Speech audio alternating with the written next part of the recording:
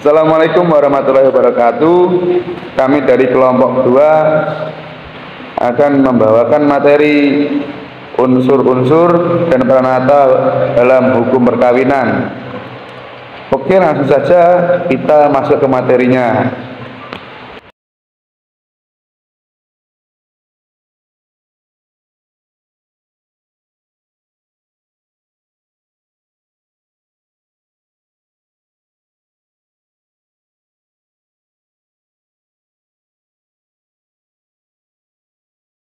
Pengertian perkawinan.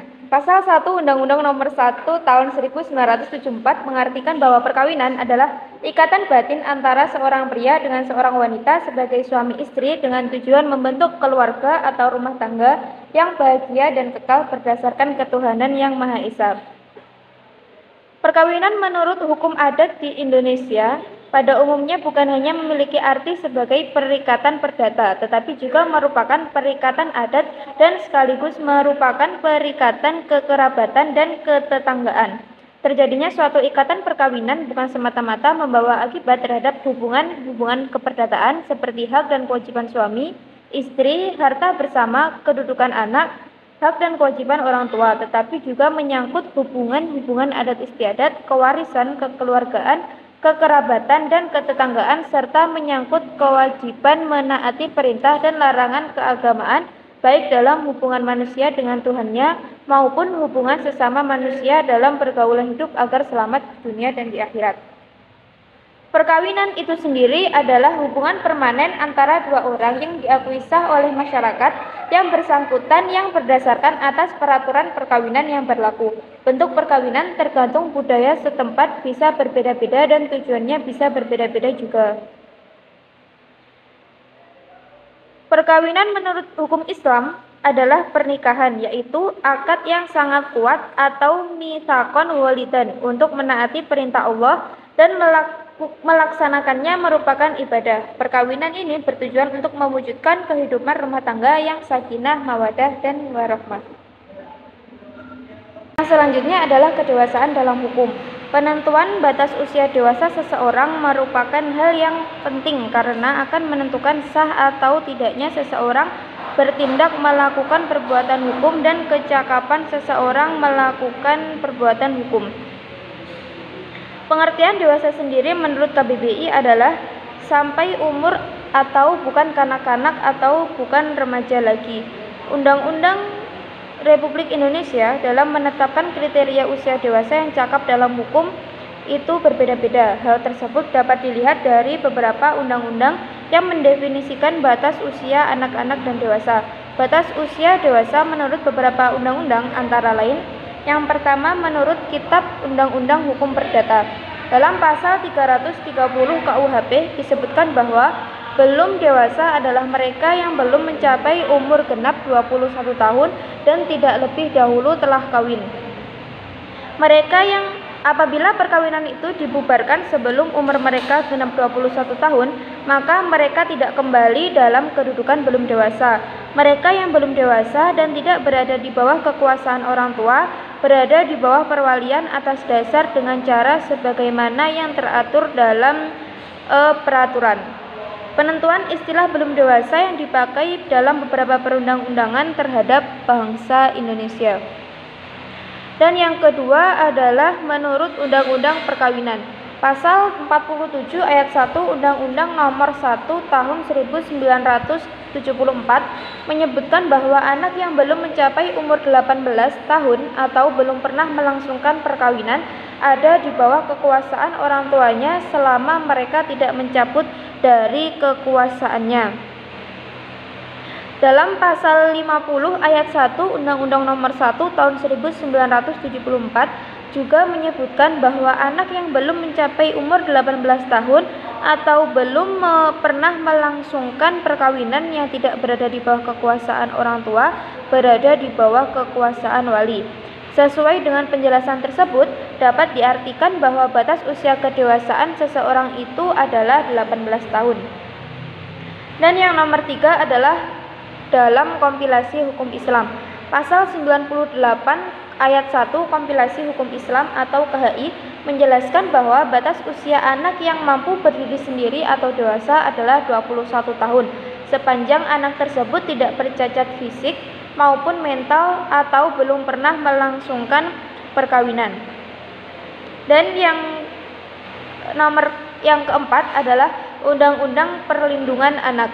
Dalam pasal 1 ayat 1 Undang-Undang Nomor 23 Tahun 2002 tentang Perlindungan Anak menyebutkan yang dimaksud dengan anak adalah seseorang yang belum berusia 18 tahun, termasuk anak yang masih di dalam kandungan. Dari pengertian yang disebutkan dalam Undang-Undang Perlindungan Anak tersebut, dapat diartikan bahwa batas usia kedewasaan seseorang itu adalah usia 18 tahun ke atas, sehingga seseorang bisa dikatakan dewasa manakala seorang tersebut telah mencapai usia 18 tahun. Berikutnya tentang hukum perkawinan di Indonesia.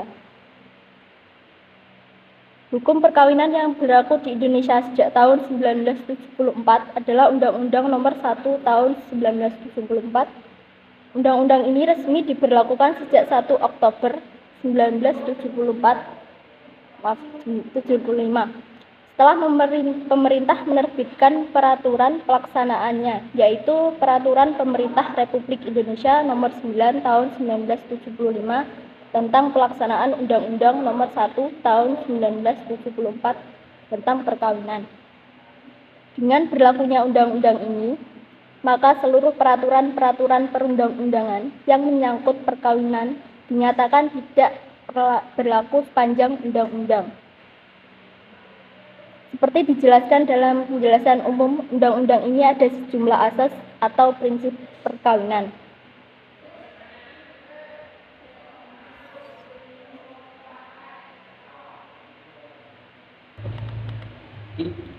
Setiap undang-undang berlaku secara nasional, termasuk undang-undang perkawinan. Artinya, undang-undang ini berlaku bagi setiap orang apapun latar belakangnya.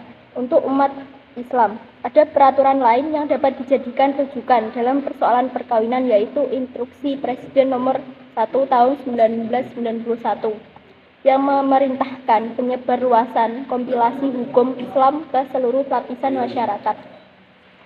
Inpres ini memuat aturan yang lebih rinci dibandingkan dengan Undang-Undang Perkawinan. Buku 1 dan kompilasi hukum Islam mengatur perkawinan dalam 19 bab dan 170 pasal. Buku 1 ini mengatur hal ihwal perkawinan mulai dasar-dasar perkawinan, peminangan, sampai ketentuan tentang masa berkabung. Dalam beberapa dekade terakhir telah terjadi banyak perubahan pada hukum keluarga Islam di Indonesia. Dari sekian banyak undang-undang dan peraturan perundang-undangan lainnya yang berkaitan dengan keluarga, banyak undang-undang yang lahir atas inisiatif Departemen Agama atau sekarang Kementerian Agama yang digolongkan sebagai hukum keluarga Islam karena dalam menyusun rancangan undang-undang sudah pasti Departemen Agama mengacu kepada hukum Islam dan melibatkan para ulama dan ahli hukum Islam. Termasuk ke dalam klasifikasi ini adalah Undang-Undang Nomor 1 Tahun 1974 tentang perkawinan, Undang-Undang Nomor 7 Tahun 1989 tentang peradilan agama, dan Instruksi Presiden Nomor 1 Tahun 1991. Selanjutnya yaitu perkawinan di bawah umur. Kedewasaan dalam perkawinan dimulai dari penentuan batas umur untuk melangsungkan perkawinan. Suatu perkawinan menghendaki kematangan biologis dan psikologis. Maka dalam penjelasan umum, Undang-Undang Nomor 1 Tahun 1974 tentang perkawinan menyatakan bahwa calon suami dan calon istri harus sudah masuk jiwa raganya untuk dapat melangsungkan perkawinan. Hal ini ditujukan agar dapat terwujud perkawinan yang baik, keturunan yang baik dan sehat tanpa berakhir dengan perceraian. Undang-Undang Nomor 1 Tahun 1974 tentang perkawinan juga memberi batasan umur seseorang untuk dapat melakukan perkawinan. Hal ini ditujukan agar terwujud sebuah perkawinan yang ideal dengan usia yang matang. Batasan umur yang ditetapkan adalah 19 tahun bagi laki-laki dan 16 tahun bagi perempuan. Akan tetapi, dalam kenyataannya sering terjadi penyimpangan terhadap ketentuan usia perkawinan tersebut, atau telah terjadi perkawinan di bawah umur. Dalam hal adanya penyimpangan tersebut, pihak yang bersangkutan dapat meminta dispensasi kepada pengadilan atau pejabat lain yang ditujukan oleh orang tua pihak pria atau wanita. Perkawinan antara anak di bawah umur sudah selayaknya dihindari karena untuk menjamin hak-hak anak. Banyak kejadian dalam masyarakat di mana perkawinan di bawah umur terpaksa dilakukan karena calon mempelai telah melakukan hubungan layaknya suami istri di luar nikah yang mengakibatkan kehamilan pada calon mempelai wanita. Agar bayi tidak dikorbankan dan bayi yang dilahirkan di kemudian hari sebagai anak sah. Dispensasi pernikahan atau perkawinan merupakan alternatif terakhir atau jalan satu-satunya yang harus ditempuh sebagai bentuk perlindungan dan pencegahan terhadap mudarat atau kerusakan yang lebih besar yang akan ditimbulkan. Proses perkawinan di bawah umur tidaklah semudah yang dipikirkan oleh sebagian orang yang menjalaninya. Ada yang melakukannya hanya dalam keadaan terpaksa, bahkan dipaksa karena merasa belum siap menikah dan mempertanggungjawabkan perbuatannya, terutama bagi pasangan yang telah hamil di luar nikah. Dispensasi merupakan keputusan administrasi negara terbatas untuk menyisihkan pelanggaran dalam hal khusus. Maka dari itu, rumusan mengenai alasan yang diperbolehkan menjadi unsur yang paling mendasar untuk dapat diberikannya suatu dispensasi. Pasal ayat 2 Undang-Undang Perkawinan menjadi penyebab perkawinan tidak akan mencapai tujuannya, yaitu membentuk keluarga yang bahagia dan kekal. Tidak diaturnya alasan yang dapat dibenarkan untuk mengajukan dispensasi berdasarkan pasal 7 Ayat 2 Undang-Undang Perkawinan telah mereduksi konsep dispensasi itu sendiri, seperti yang dikerjakan sebelumnya. Dispensasi merupakan keputusan administrasi negara terbatas untuk menyisihkan pelanggaran dalam hal khusus. Maka dari itu, rumusan mengenai alasan yang diperbolehkan menjadi unsur yang paling mendasar untuk dapat diberikannya suatu dispensasi. Baik, untuk selanjutnya yaitu asas-asas hukum perkawinan. Perkawinan merupakan salah satu perintah agama kepada yang mampu untuk segera melaksanakannya, karena perkawinan dapat mengurangi kemaksiatan, baik dalam bentuk penglihatan maupun perzinahan. Prinsip-prinsip hukum perkawinan yang bersumber dari Al-Quran dan Al-Hadis yang kemudian dituangkan dalam garis-garis hukum melalui Undang-Undang Nomor 1 Tahun 1974 tentang perkawinan dan kompilasi hukum Islam tahun 1991 mengandung beberapa asas atau kaidah hukum. Di sini saya menyebutkannya hanya 3 asas saja. Yang pertama yaitu asas monogami. Asas monogami yaitu apabila seorang suami tidak mampu berlaku adil terhadap hak-hak istri bila lebih dari seorang, maka cukup seorang istri saja. Maksudnya di sini seorang suami tidak diharuskan untuk memiliki beberapa istri, atau jika suami tersebut tidak mampu untuk menghidupi atau menafkahi beberapa istri, maka cukuplah seorang suami itu hanya memiliki 1 istri saja.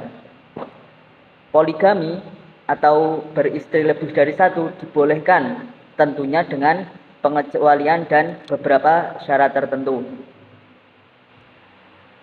Yang kedua yaitu asas membentuk keluarga bahagia. Asas membentuk keluarga bahagia yaitu suami dan istri perlu saling membantu dan melengkapi agar masing-masing dapat mengembangkan kepribadiannya untuk mencapai kesejahteraan spiritual dan material. Asas membentuk keluarga bahagia ini dengan tujuan untuk atau berhubungan dengan asas yang selanjutnya, yaitu untuk mempersulit atau asas mempersulit perceraian. Perceraian hanya dimungkinkan jika dilakukan di depan persidangan dan berdasarkan alasan-alasan tertentu. Jika asas membentuk keluarga bahagia ini sudah tercapai, maka tentunya akan timbul untuk asas mempersulit perceraian. Selanjutnya, asas-asas hukum perceraian. Memperhatikan asas-asas hukum perkawinan dalam Undang-Undang Nomor 1 Tahun 1974 dapat ditemukan dan dikembangkan beberapa asas hukum perceraian. Yang pertama yaitu asas mempersukar proses hukum perceraian. Hakikat atau tujuan perkawinan adalah untuk memenuhi tuntutan hajat dan tabiat kemanusiaan, berhubungan antara laki-laki dan perempuan dalam rangka mewujudkan suatu keluarga yang bahagia dengan dasar rasa cinta dan kasih sayang.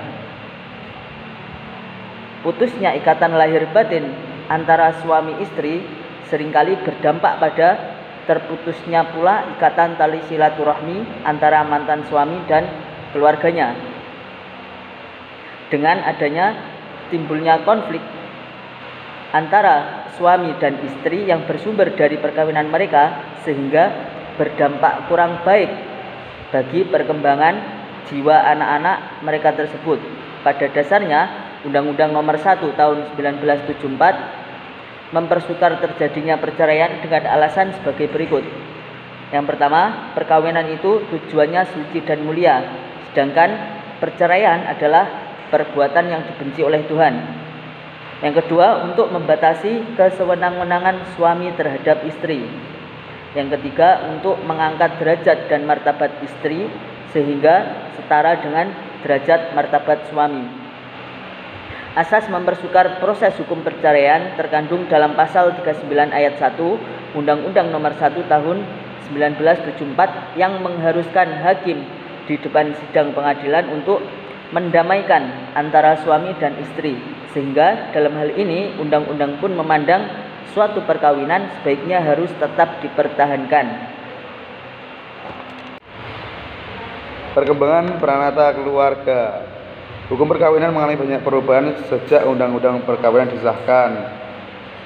Melalui Undang-Undang Nomor 1 Tahun 1974 tentang perkawinan, perubahan itu tidak selalu berarti pergantian yang lama ke yang baru atau berbeda antara yang sekarang dan yang sudah lalu. Seringkali perubahan berarti mengganti yang satu dengan yang lain yang sesungguhnya sudah lama ada tetapi kurang populer. Memperbolehkan perempuan menjadi hakim adalah perubahan hukum dengan pengertian hukum yang berkembang. Sebelumnya tidak memperbolehkan karena mengacu kepada mazhab tertentu. Pembolehan itu bukanlah sesuatu yang baru tapi sudah ada sejak zaman klasik Islam menurut mazhab yang lain.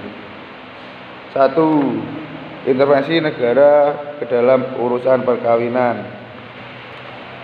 Perkawinan adalah urusan pribadi yang sesungguhnya tidak memerlukan keterlibatan pihak lain, apalagi pihak itu bukan sanak kerabat. Namun negara harus intervensi ke dalam percatatan perkawinan.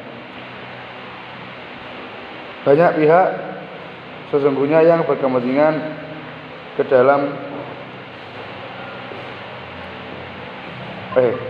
banyak pihak yang sesungguhnya berkepentingan dengan percatatan perkawinan dan kepentingan itu harus dilindungi oleh negara. Perlindungan itu dapat dipastikan apabila perkawinan itu tercatat masing-masing pihak dari pasangan suami istri sebenarnya berkepentingan dengan pencatatan terutama bila terjadi sengketa antara mereka berdua. 2. Pembatasan poligami. Tidak ada syarat untuk melakukan pembatasan poligami menurut kitab-kitab fikih selain kemampuan berbuat adil. Di masa lalu, poligami menjadi gejala umum. UU Perkawinan lalu mempersulit terjadinya poligami dengan membuat berbagai syarat mengajukan izin berpoligami ke pengadilan dan syarat dikabulkannya permohonan izin poligami. Syarat untuk berpoligami sulit untuk dipenuhi tetapi banyak yang melakukan poligami. Alasan utamanya adalah agama membolehkan. 3. Usia minimal menikah. Sebenarnya sudah ditentukan dalam hukum Islam yaitu baligh. Usia minimal ini hanya berlaku bagi mempelai lelaki karena dialah yang melakukan akad dan syarat untuk mendapatkan Syarat untuk dapat melakukan akad adalah balik. Hanya saja usia minimal menurut versi fikih terlalu rendah. Balik itu diperoleh ketika umur 12 sampai 14 tahun. Undang-undang perkawinan menentukan 16 tahun dan 19 tahun sebagai usia minimal untuk menikah, masing-masing untuk perempuan dan laki-laki. 4. Kehendak menikah dari mempelai dan wali. Fikih cenderung menempatkan kehendak menikah itu pada wali. Walilah yang menentukan terjadinya perkawinan, sehingga dikenal istilah wali ajal, ya, yang menentukan bahwa wali berhak memaksa kehendaknya. Undang-undang perkawinan tampaknya mengambil jalan tengah yang menyatakan bahwa perkawinan terjadi dengan persetujuan calon mempelai dan izin orang tua. Ketentuan ini nyaris diterima semua orang, sehingga sekarang jarang mendengar perkawinan paksa. 5. Talak bukan hak mutlak suami.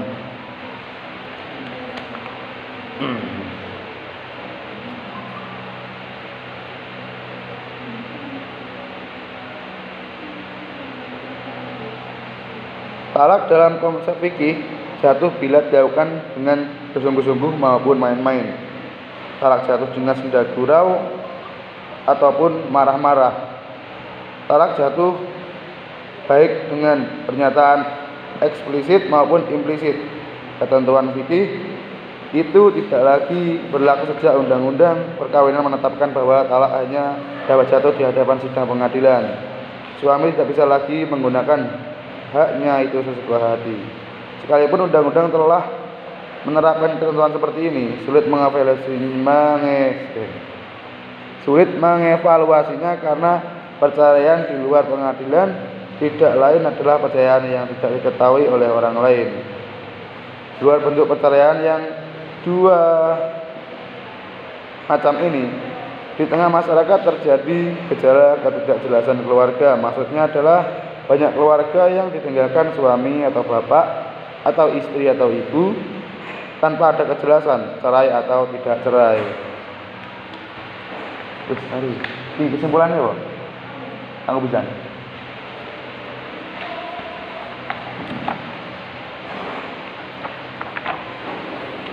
Kesimpulan dari penjelasan di atas dapat disimpulkan bahwa perkawinan tidak hanya penting dalam aspek perdata, tetapi juga memiliki pengaruh yang besar dalam aspek adat, kerabat, dan keagamaan.